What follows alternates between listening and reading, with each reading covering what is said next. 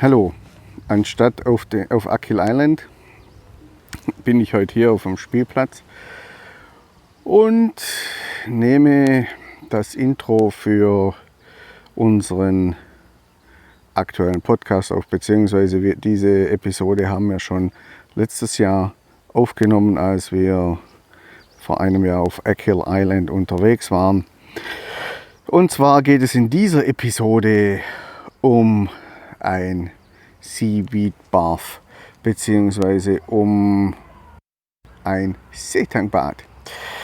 Ja, letztes Jahr waren wir auf Achill Island unterwegs, das erste Mal. Dennis Hartke hat uns von der Abgeschiedenheit dieses Islands oder dieser Halbinsel vorgeschwärmt. Und das war natürlich für uns Grund genug, diese Insel oder diese Halbinsel zu besuchen. Fee war ganz begeistert von der Möglichkeit, etwas Wellness zu machen. Vor allem, weil an diesem Tag oder in den Tagen war das Wetter jetzt nicht so gut. Es war windig, es hat ein bisschen geregnet. Und da kann man natürlich auch andere Dinge tun oder beziehungsweise kann man jetzt nicht unbedingt immer unterwegs sein. So waren wir bei Mary Kilbane und ihrem Seetankbad. Was Fee da so alles erlebt hat oder wie sie das findet, das erfahrt ihr in dieser Episode. Viel Spaß!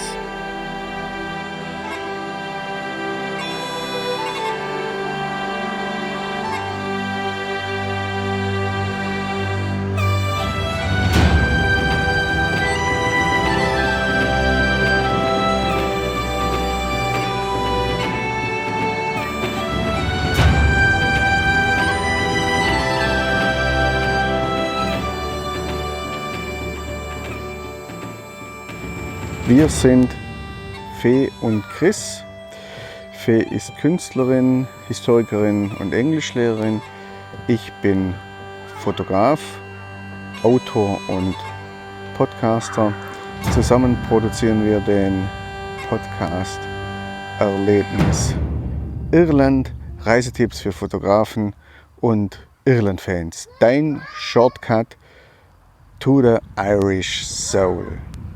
So, wir sind jetzt auf den Achells und ich habe die Mary neben mir. Die Mary ist eine Besitzerin von einem Bed and Breakfast und hat Seegrassbäder im Angebot.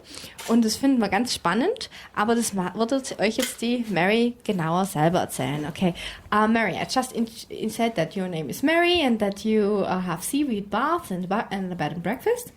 And you can introduce yourself now to our audience. Yeah, well, my name's Mary Kilbane and I live here in Achill Island. I grew up here in this house where the bed and breakfast is, and I just live down the road. My mum and dad run the bed and breakfast, and I have my little seaweed bats on the side like a little limpet clinging to a rock. So they facilitate each other well. People come for the bed and breakfast and stay for the bats, or people come from the bats and sometimes stay for the bed and breakfast. So they work well together, and we help each other out well in our business. So yeah, I've been living here. I've travelled as well, and I studied in England and a bit in Germany as well. So I've returned here about 12 years ago when I started having my children, and we decided to settle here in Achill.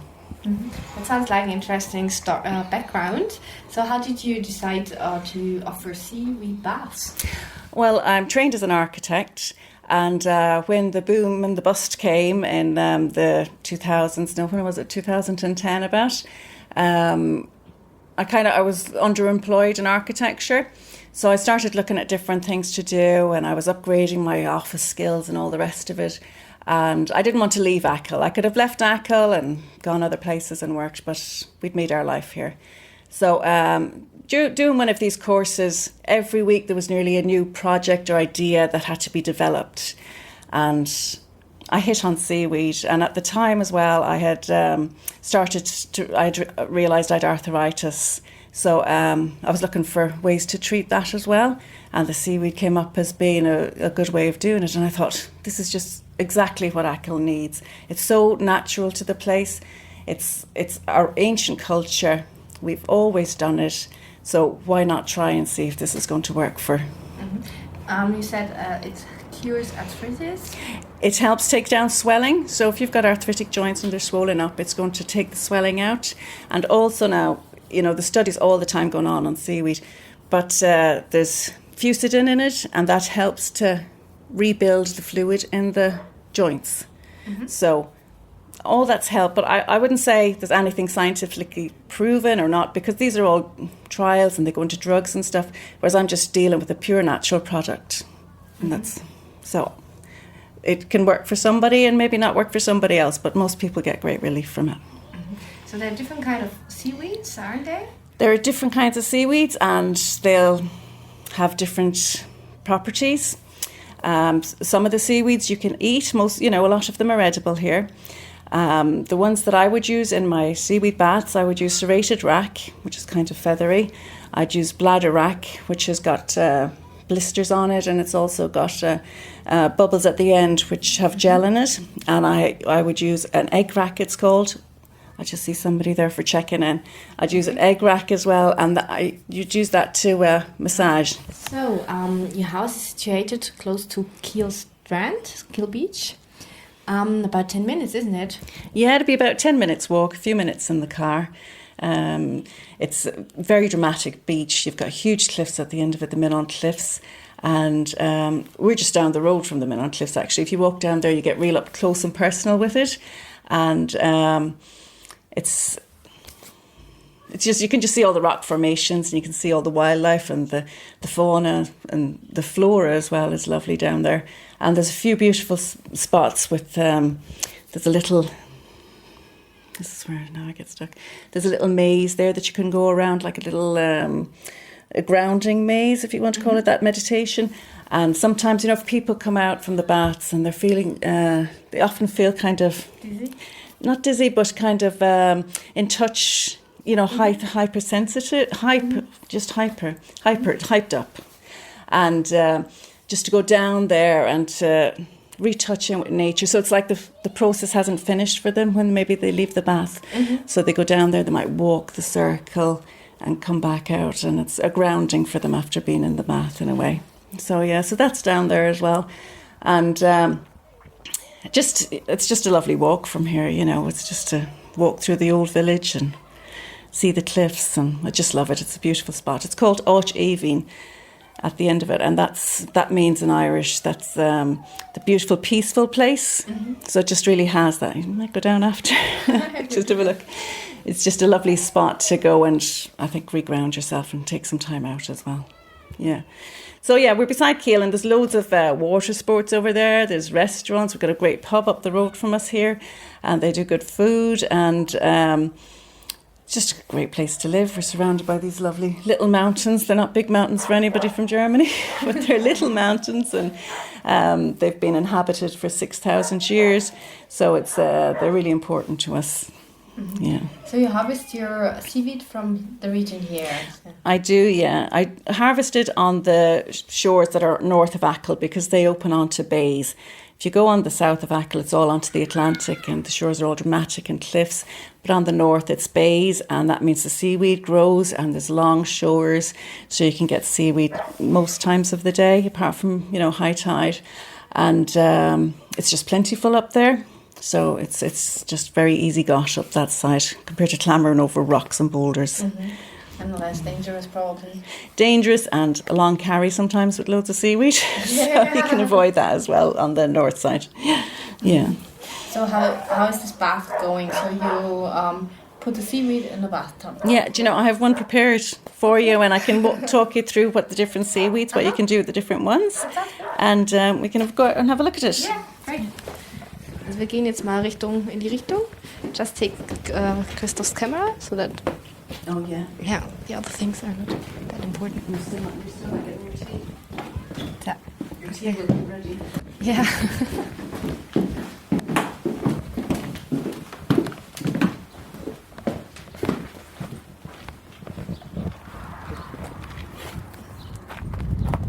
The dog is barking, is playing with... Yeah, you can hear the dog barking all the time. So, wir gehen jetzt in ein blaues, kleines Gebäude. Auf dem steht Achill Island Seaweed Bath. Und vor dem Gebäude, da steht ein Eimer und dort ist Seegras drin. So this is the seaweed before it's heated. As you can see, it's green and it's brown and it's cold. And we'll go inside now and have a look at.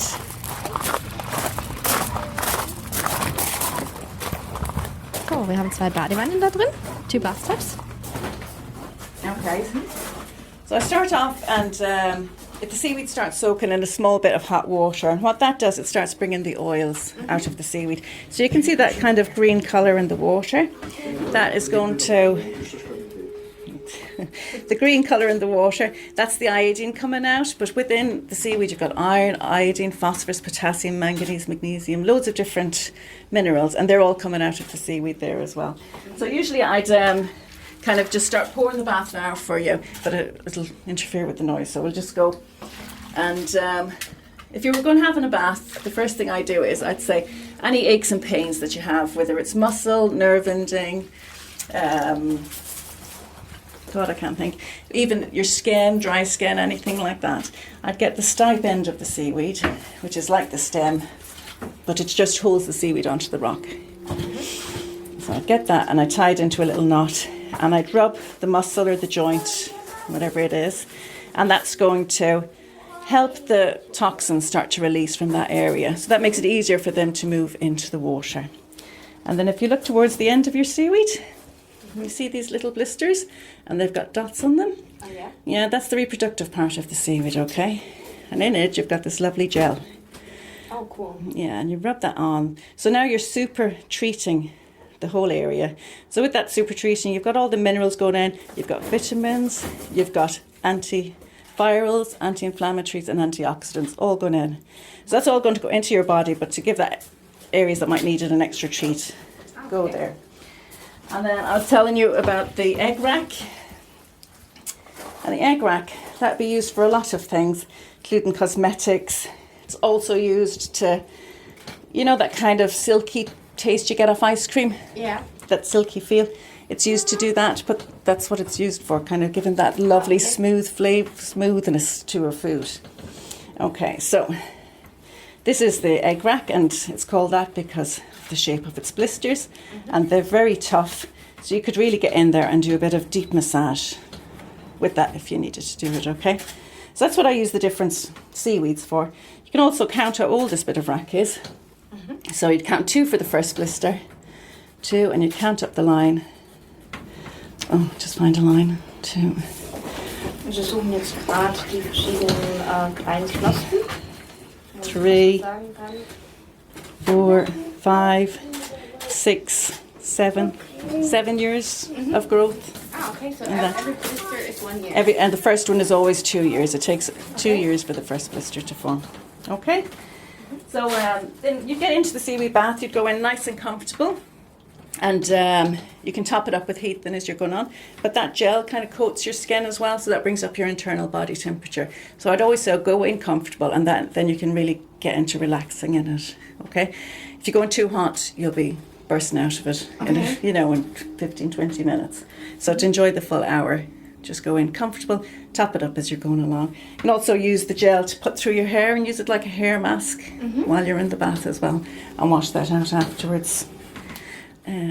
So you're out here and you're in this little bathhouse, and the idea of the bathhouse is to really connect with nature. You can have the doors open on lovely days and you're looking out across the landscape and out onto the sea, and it's just to really give you your own private and internalise it, not have it too industrial, not industrial at all, really, but just have it your own private space where you can relax and really ground yourself again, with nature and that. And you can do it with a partner too, as I see. Yeah, a lot of people come too. Girls come in and they have their chit chats. Partners come in and they enjoy it, and it's an experience that they have together. Mothers and daughters, anything. Now, I wouldn't really cater for children under 16 because their metabolic system is different, and the thyroid or the iodine can affect that, and even the detox can affect that. So it wouldn't be suitable for children under 16. And then if you have had surgery or have an ailment that a detox wouldn't be good for, you'd need to consult with your doctor if there's something that you could do, if it would be good for it or bad for it. Say if you were going through chemo, it could take the chemo out. Okay. So that would reduce that. But if you had finished your chemo and the doctor said it was okay, it can actually help with the side effects of chemotherapy after you've had it and stuff like that. So It sounds like an interesting plant treatment. it is a very, it is, it's good. The actual, you know, that kind of gel that I was squeezing out there, scientists in Australia have looked at seaweed and they're using that to try and grow organs because it is so close to our own body makeup that it is, they can use it. They're looking at using that to grow secondary organs and things like that. If someone wants to take a bath with you, how much time do you need beforehand to prepare? I take about half an hour, 15 minutes, half an hour, depends. So basically you have to change over from the person before, so you're doing the whole clean down of the bath, and then you're getting it ready to soak again. So I'd at least have 10 minutes of soakage for the seaweed before somebody comes in. Some places you do your own, you put in the seaweed, you put in the water and everything yourself, but I think it's just to give it an extra boost of a start. What else? The seaweed after it's been used, we put it on our land to fertilise the land. And days gone by, they would just take the seaweed and put it on the ridges, the potato ridges or whatever. But I'm kind of upcycling, I'd say. So I'm using it beforehand. So then it's ready to go onto the land then straight afterwards. So we use it that way. It's cool, so nothing's wasted. Nothing is wasted. It's just going through a bit of a blip before it gets there. Yeah, that sounds cool. No, it is. It's good. It's good. It's really good for the land. For a lot of the land that you see around here that has turned green, it would be from seaweed and sand being brought into it to help aerate the bog. So that would be what fertilised it an awful lot. Rather, you know, it wasn't always green here, that's for sure. It wasn't. There was a lot more bog here than there is now.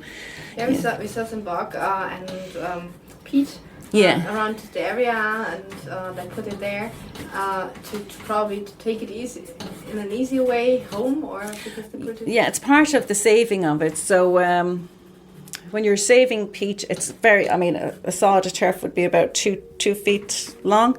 When you start off with it, it's soaking wet and you can't even lift it. It's so heavy and it's so wet. So you leave it to dry for a couple of weeks and there's spreading and then there's footing. And at the end of it, you bring it to the bank, which is the edge of where the turf is cut. And that makes it easier for the tractor to get in and load the tractor and then bring it home. Yeah, it is to make it easier. But it also saves it and prevents the turf from drying out too much. If it dries out too much, it just flakes away into nothing. So it prevents drying out too much when it's left on the bog like that as well. Your space is not that big, so makes it special too then. It does, yeah, it is. It's tiny. I've only got 2 bath huts and each bath hut has 2 baths in it. So, I mean, the most I can cater for at any one time is 4. And I collect all the seaweed myself, so, you know, and I only collect to order, so I only collect what's needed.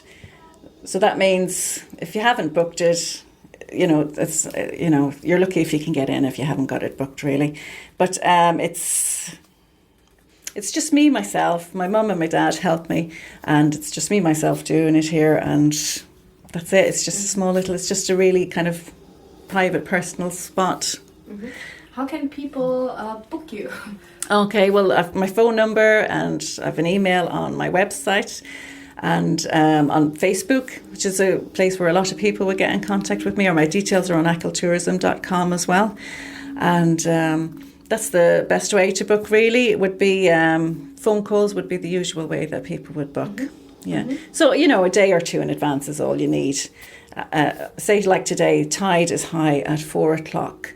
So if you came to me at 3 o'clock and said, I wanted a seaweed bath and I hadn't seaweed collected for you, I wouldn't be able to give you a seaweed bath today. It'd have to be tomorrow morning. I'd have to get the seaweed tomorrow morning sometime at around 10. It's absolutely fresh. It's absolutely fresh. It's picked every day to what people want.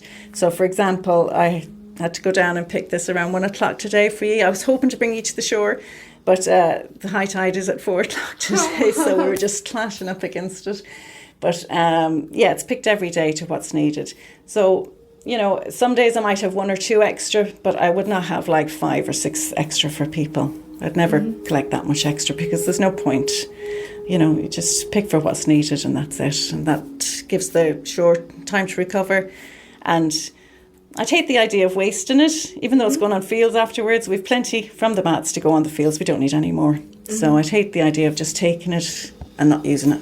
Yeah, especially in times where we have to think about nature much more than before, like climate change and so on. Do you find something like climate change? Do you see it in the seaweed too? You would do now, say Dwap Beach, which has disappeared and appeared. I don't know if you'd heard about that before.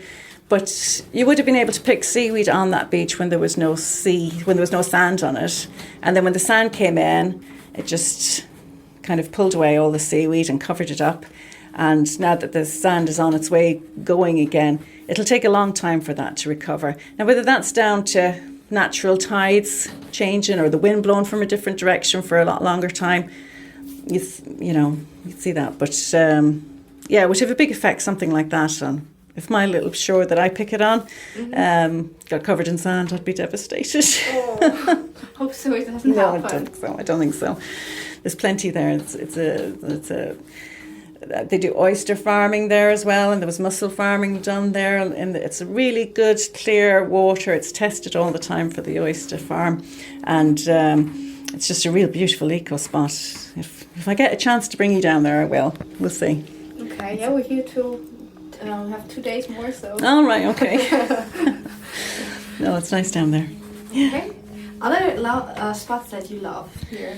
Spots on Achill in particular, or just anywhere around the region? Well, okay. Free to.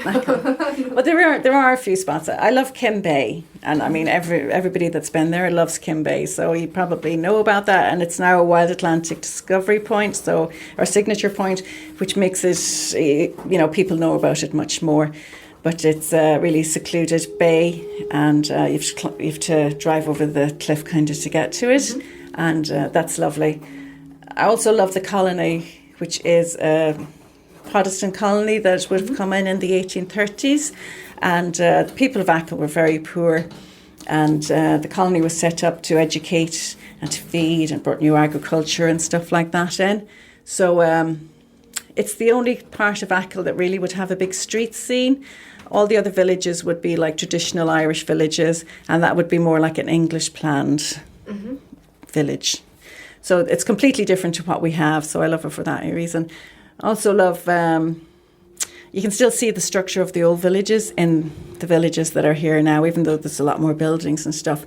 But if you look out for it, you'll see all the small gables heading towards the road in places, and kind of the strips and the way they're built up behind. And they'll always have a little garden beside them, which would be part of where they would have grown vegetables or where they would have saved their hay and things like that. They'd have kept it there beside the house. So that you can see all that structure still in the villages. So I love that as well.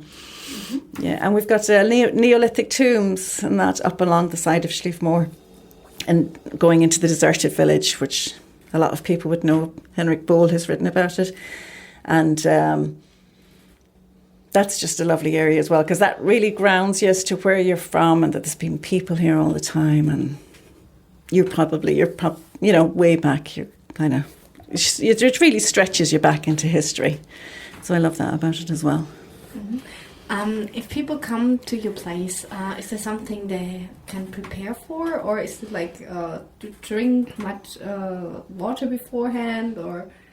Yeah, it's advisable to kind of drink water before, during and after any detox program. So, you could do that. Sometimes people come, if they're coming to Achill for 2 weeks, which a lot of people would do, they'd come at the beginning, in the middle and at the end for their seaweed mat. So they're kind of getting a real good detox and nourishing for their body. There's nothing that you can go in here with or without swim togs. There's robes, there's towels, there's slippers, everything here. So you can just turn up and decide to do it. So, there's no big preparation you'd have to do, but you could incorporate into a larger detox. But traditionally, people always had a kind of September, October time coming into winter. And I just say, people back then knew more than we did now. We find this out all through science, but they knew it through nature. So we're kind of saying, there's antioxidants and there's antivirals and there's anti-inflammatories in it. But they done that, and that treated their ailments. And Imagine giving a boost of antivirals to yourself way back in the 1850s, before winter came in. And we're only starting to do that now again ourselves, do you know, that kind of way? So they had all this worked out long before we were here. That's all I know, you know. Yeah. Okay, if I start at Seaweed Bath, I just put in, I go in there and then I put in more water and then I enjoy. Exactly. So you sit back and relax. So the idea of it is that while your body is being fed with all this beautiful, rich nutrients, it's kind of sometimes can be like aloe vera, you know, it's kind of like that gel. So after you've done your little bits and pieces of massage and stuff like that, you will kind of go into your a little zen mode, because it is, some places might just do half an hour, 40 minutes or whatever. But if you kind of just sit back and relax and enjoy it, once you've done your bits, I say sit back and relax. Don't be busy all the time. Just let yourself drift off. And fine. Ja, jetzt steigen wir wieder ins Auto. Ich bin mit einer weichen Haut jetzt versehen. Also echt angenehm und bin relaxed. Was man jetzt noch überlegen muss, ist, dass man vielleicht noch gegen Abend aktiver wird, weil die Schilddrüse mehr arbeitet. Das hat sie mir jetzt gerade noch gesagt. Ich hoffe, ich kann heute Nacht dann schlafen. Aber es war wirklich ein besonderes Erlebnis und ich habe mich gefühlt wie eine Meerjungfrau. Also das war sehr angenehm. So, bei uns geht es jetzt weiter. für Kinder ist es leider nicht geeignet. Da der Metabolismus, also der Stoffwechsel, noch nicht ganz so gut arbeitet oder anders arbeitet wie bei Erwachsenen. Aber für Kinder ist ja auch gesorgt. Es gibt einen Spielplatz hinterm Haus mit Esel und Ponys und Schafe. Und für den Ehemann, wenn es nicht regnet, gibt es auch die Möglichkeit, spazieren zu gehen oder eben auch mitzubaden. Also, ich habe es genossen. Schön, dass du dir wieder die Zeit genommen hast, mit uns nach Irland zu kommen und dir diese Episode angehört hast. Mehr Informationen zu dieser Episode findest du auf unserer Homepage erlebnisirland.eu, genauso wie die Zusammenfassung und die Shownotes. Wenn du noch mehr wissen willst, noch mehr Informationen willst, speziell für dich oder Neuigkeiten, dann abonnier doch einfach unseren Newsletter. Ebenso wie auf allen üblichen Plattformen, Spotify, Diese und so weiter, findest du unseren Podcast und die Episoden auch auf YouTube, zusätzlich mit exklusiven Videos, da ja nicht alles in Audio dargestellt werden kann. Wenn du uns unterstützen willst oder willst, dass noch mehr Interessierte unsere Beiträge hören können, dann gib uns eine gute Wertung oder hinterlass uns einen Kommentar bei iTunes oder abonniere doch einfach unseren Podcast, dann entgeht dir keine Folge und wir werden auch besser auf iTunes gerankt. Wenn du Fragen oder Anregungen hast oder mir mal ein spezielles Thema bearbeiten sollen oder eine Episode drüber bringen sollen, dann schick uns gerne eine Nachricht über unsere Facebook-Seite oder über unser Instagram-Profil Fotoreise Irland. Wir hören uns wieder ganz, ganz bald. Dein Chris.